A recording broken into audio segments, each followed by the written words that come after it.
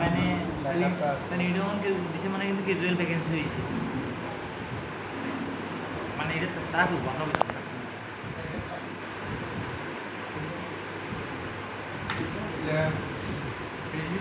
Receive সেকশনে দিব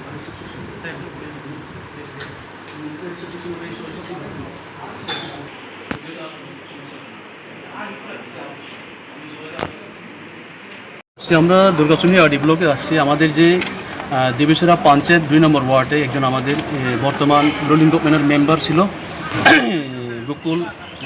মুকুল মালাকার, ওনার নাম হইল। আজকে সরকারি গেট লিখিত আকারে উনি রিজিগনেশন দিছে।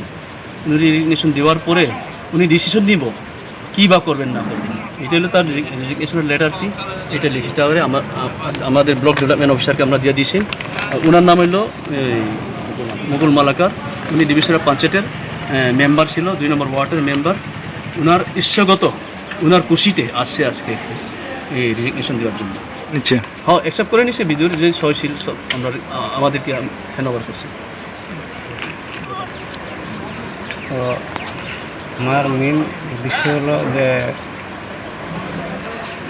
গত যে সরকার ওই সরকারের আমি ইলেকটেড মেম্বার ছিলাম দেবিচরা গ্রাম পঞ্চায়েতের 2 নম্বর ওয়ার্ডে। তো আমি দেখছি আমার এখানে থেকে সাইডে আমি আমার ওয়ার্ডের জন্য কোনো কাজ করতে পারছি না। তো